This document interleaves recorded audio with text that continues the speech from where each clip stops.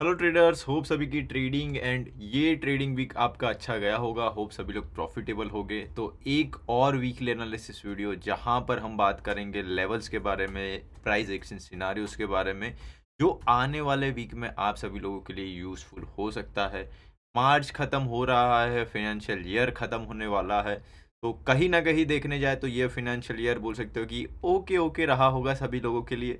क्यों? Because portfolio wise देखने जाए तो अच्छा खासा ड्रॉडाउन या फिर अच्छा खासा बोल सकते हो कि पीएनएल में लॉस देखने को मिला होगा। सभी स्टॉक्स अच्छे खासे बोल सकते हो कि करेक्शन में चल रहे थे।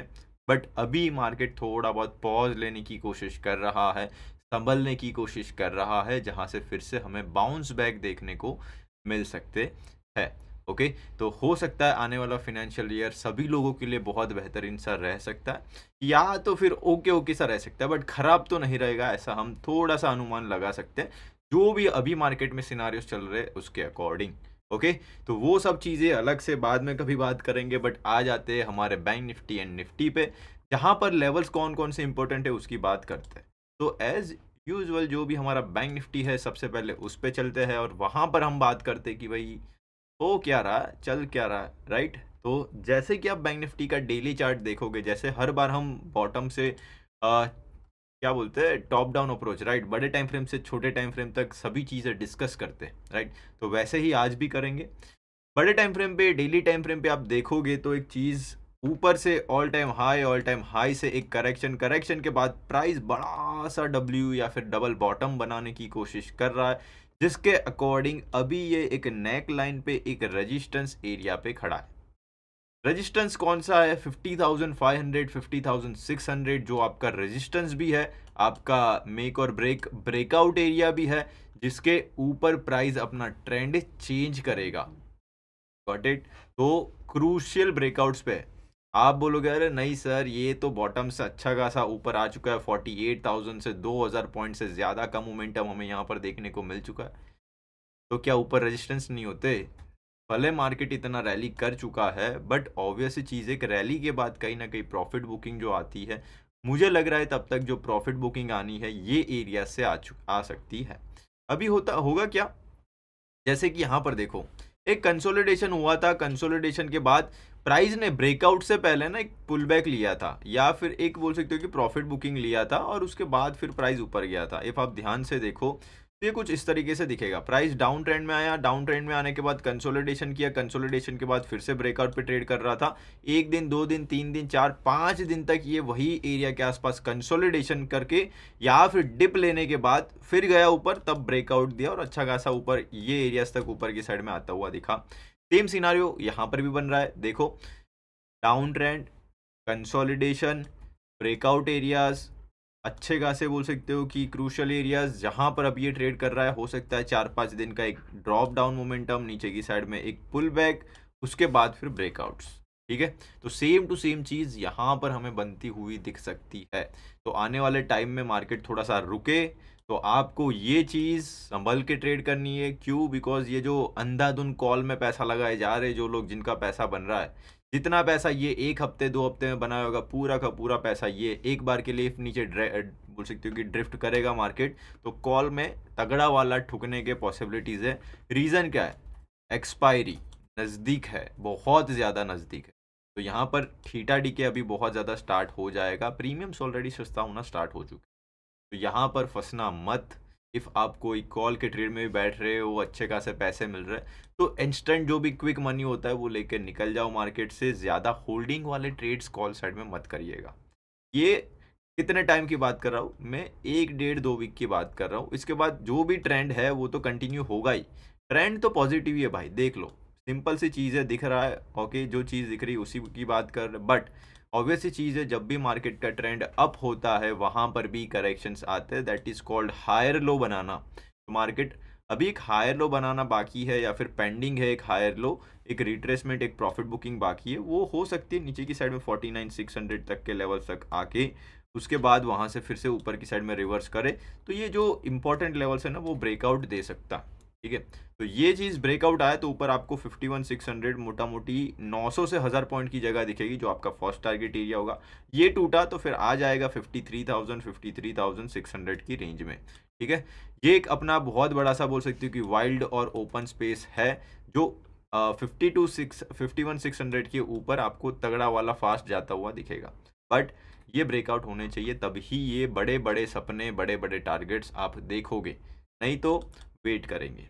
ठीक है, पेशेंस रखना ज़्यादा बेहतर रहेगा ऐसे मार्केट्स में। ठीक है, हो गई बड़े टाइम फ्रेम की बात। आ जाते हैं छोटे टाइम फ्रेम पे कि भाई मार्केट करना क्या चाहता है। लेवल्स आ जाते हैं लेवल्स पे। कल के दिन में सभी लोगों को लेवल्स बहुत अच्छी तरीके से आपको बताए हुए थे। 50,200 आपको एक ब्रेकआउट एरिया ऊपर की साइड में बताया था, प्राइस आपका उसके ऊपर 15-20 मिनट सस्टेन हो, उसके बाद आप ऊपर की साइड में 50-500 तक का टारगेट देख सकते हो, ऐसा हमने बोला था। 50-500 तक आया और उसी के आसपास मार्केट कंटिन्यूसली रिजेक्शन लेके एक बार डिप भी दिया था और उसके बाद थोड़ा बहुत ऊपर जाने की कोशिश की, बट लास्ट में फिर से सेलिंग आना स्टार्ट हो गया। प्राइस अभी के लिए देखो, जब तक आपका प्राइस 50,500 के ऊपर है, पॉसिबिलिटी स्टिल रहेगी कि थोड़ा बहुत ये और फॉलो बाइंग में जाए, बट ये kind of a overbought scenario बना रहा है ऐसा लग रहा है। ठीक है, ओवरबॉट क्यों मैं बोल रहा हूँ, इफ आप ध्यान से देखोगे प्राइस को तो भाई इतना ज़्यादा बड़ा स्ट्रेच हजम नहीं होता बायर्स को या फिर ट्रेडर्स को। ठीक है, इफ जो मार्केट को अच्छी तरीके से समझते हैं उनको इतना बड़ा स्ट्रेच, ये 2800 पॉइंट का स्ट्रेच है भाई।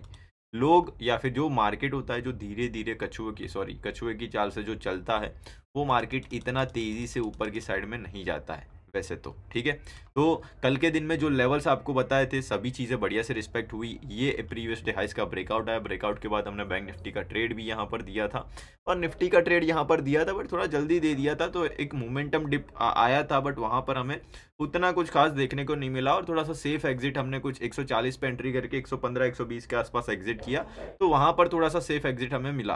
बट यहाँ पर आप देखोगे तो हम अभी क्या कर सकते हैं उस पर सबसे पहले बात कर लेते हैं, उसके बाद दूसरी सब चीज़ें। ठीक है, तो जैसे कि 50,570 के आसपास ये क्लोज किया, आप देखोगे तो एडजस्टमेंट के बाद की क्लोजिंग आपको यहाँ पर दिखेगी।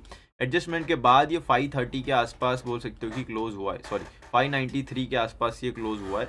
तो कहीं ना कहीं अभी भी ये 500 वाला जो इंपॉर्टेंट साइकोलॉजिकल एरिया है इसके ऊपर जाके क्लोज हुआ है। तो इफ़ ये फ्लैट ओपन होगा ना तो 50-500, 50-400, 50-50-400 ये जो भी एरियाज है यहाँ से इसे सपोर्ट नीचे की साइड से मिल सकता है। ये है ना आपका अभी के लिए एक मेक और ब्रेक सपोर्ट या फिर टेम्पररी सपोर्ट होगा, जहाँ से अभी भी मार्केट हॉल्ट करने की नीचे की साइड से बायर्स को एक्टिवेट करने की कोशिश करेगा, जहाँ पर फिर से हमें ये जो डे हाइज और थोड़ा बहुत 100-200 पॉइंट ऊपर तक की जगह मिलेगी ट्रेड करने के लिए। ठीक है, तो फ्लैट ओपन होकर नीचे की साइड आता है, नीचे पुट को ट्रैप करके ऊपर आएगा, तो जैसे कि हमें यहाँ पर डिप मिला ना, ऐसा छोटा डिप फिर से हमें यहाँ पर मिलता है, तो वो डिप पे फिर से हम कॉल साइड में स्कैल्प कर सकते हैं इफ़ ये फ्लैट ओपन होकर डायरेक्टली नीचे की साइड रिट्रेस करना स्टार्ट करता है तो।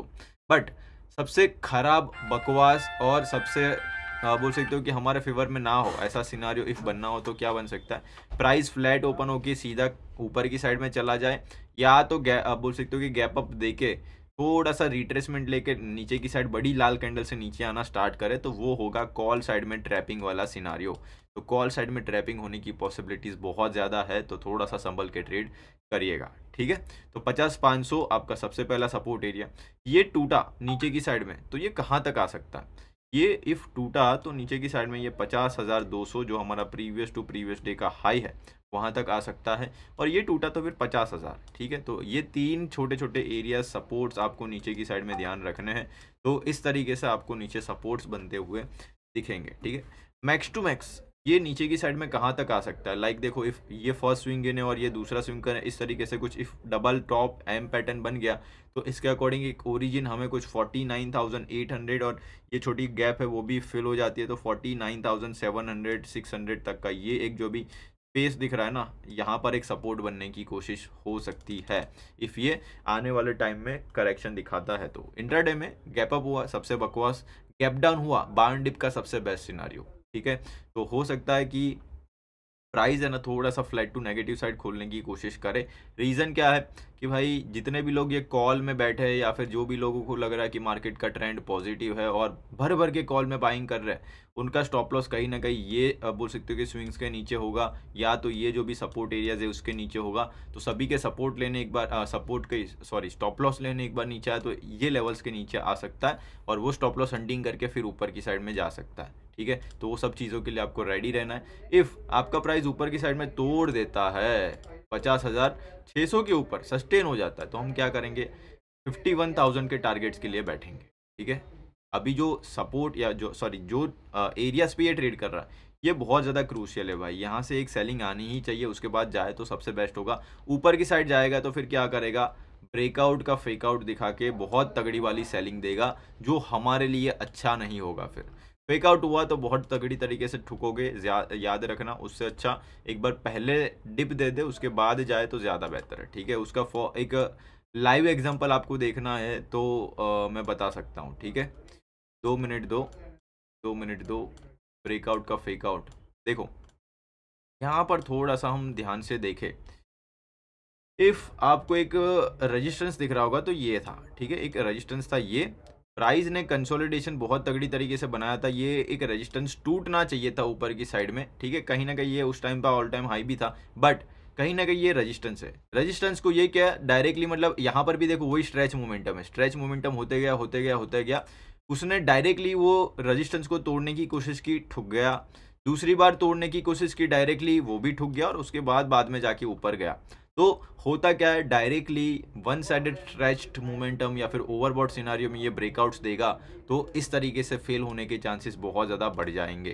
ठीक है, तो वो चीज़ नहीं होनी चाहिए, नहीं तो मार्केट थोड़ा सा एक आध वीक के लिए फिर करेक्शन में रहेगा, जो हमारे लिए अच्छी चीज़ नहीं होगी। ठीक है, तो इस वजह से डायरेक्टली ऐसा जो भी बोल सकते हो कि पुल बैक जैसा सिनारियो बताए और उसके बाद जाए तो ज़्यादा अच्छा रहेगा, लाइक दिस। ठीक है, यहाँ पर जैसे मैंने बताया था, ब्रेकआउट के पहले एक बार प्रॉफिट बुकिंग में आ जाए, उसके बाद जाए तो ज़्यादा बेहतर है। ठीक है, तो इस वजह से सभी सिनारियोज में बहुत ज़्यादा डिटेल में 1 बाय 1 या फिर रिपीटेड मैनर में बता रहा हूँ। रीज़न बिंग कि भाई आपके माइंड में घुस जाए ये सब चीज़ है, तो एटलीस्ट आप गलतियाँ ना करो जिससे आपके ओवर ट्रेड और ख़राब ट्रेड, जो बकवास ट्रेड होते हैं जहाँ पर लॉस होता है, उसके चांसेस कम हो जाए। राइट, तो वही सिंपल सी बोल सकते हो कि एक कामना है हमारी। ठीक है, तो उस चीज़ को थोड़ा सा फॉलो करना है। ऊपर की साइड में लेवल मैंने बता दिया, इफ़ डायरेक्ट बाइंग में जाता है 51,000, ये मैक्सिमम टारगेट है आपके, इससे ऊपर ये नहीं जाना चाहिए। नीचे की साइड आता है 50,500, 50,500 फॉर सपोर्ट।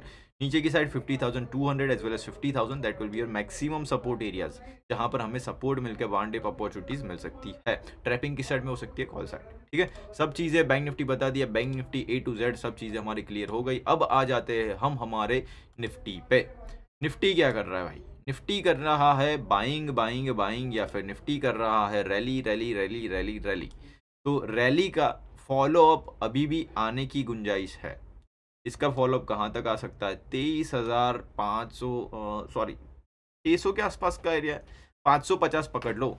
23,550 के आसपास का एरिया है यहाँ पर, और ये एक स्विंग आई है यहाँ पर। ये है ना, ये जो भी चौपी जोन में आपको ऐसे ड्रॉ करके दिखा रहा हूँ, ये पूरा का पूरा सेलिंग एरिया है। ठीक है, यहाँ से हमें रिजेक्शन मिलना स्टार्ट हो जाएगा। ठीक है, तो प्राइस में थोड़ा सा पॉजिटिविटी अभी भी इंटैक्ट है। कल के दिन में भी बताया था, इफ़ आपको याद हो प्री मार्केट एनालिसिस में, कि निफ्टी बैंक निफ्टी का कंपैरिजन में बहुत ज़्यादा स्ट्रॉन्ग लग रहा है। क्यों? बिकॉज ऑलरेडी ये हायर लो बनाना स्टार्ट कर चुका है। ठीक है, तो लेवल्स आपको बता दिए जहाँ से इसे रिजेक्शन मिलना स्टार्ट हो जाएगा। साथ साथ में लेवल्स ऑलरेडी हमने ड्रॉ भी करके रखे। देखो ये वाला लेवल जो मैं आपको बोल रहा था 22,450 है एक्चुअली।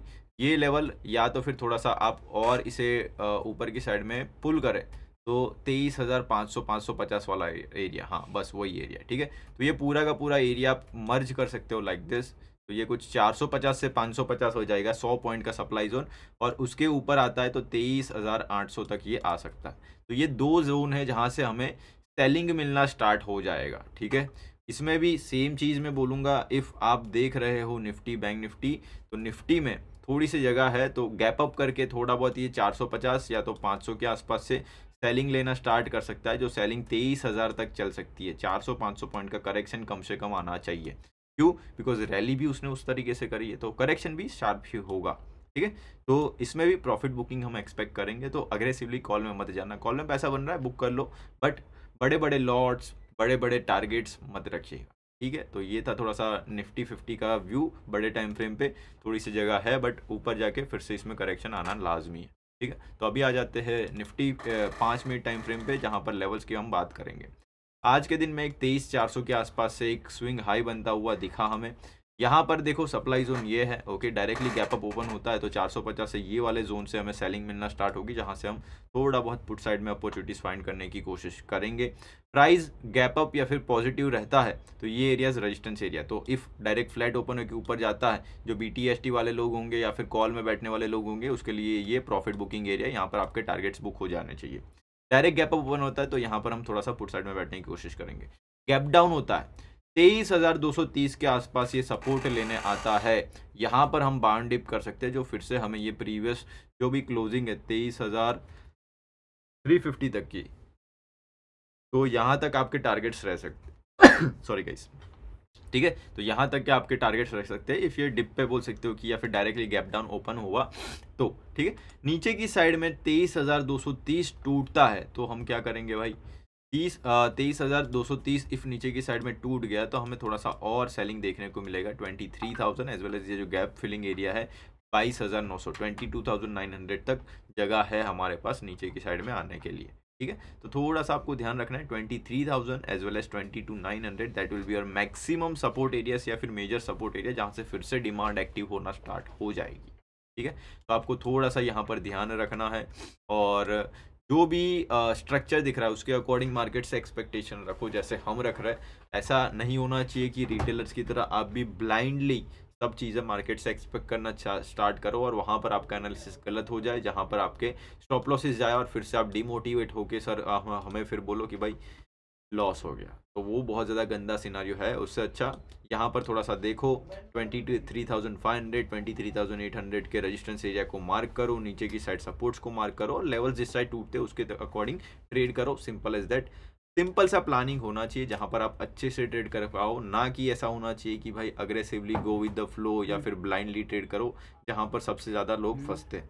तो लोगों की तरह आपको नहीं फंसना है, आप हो ट्रेडर के माइंडसेट से सोचना और बढ़िया तरीके से डिसिप्लिन से ट्रेड करना है, ठीक है। तो वीडियो अच्छा लगे लाइक शेयर सब्सक्राइब जरूर कर देना। बाकी मिलते हैं नेक्स्ट सेशन में मंडे को, तब तक के लिए bye guys, take care, happy weekends. And IPL चालू हो रही है भाई, IPL को एंजॉय करो, सबसे पहली मैच ही बहुत इंटरेस्टिंग है, तो देखो एंजॉय करो। मिलते हैं नेक्स्ट सेशन में।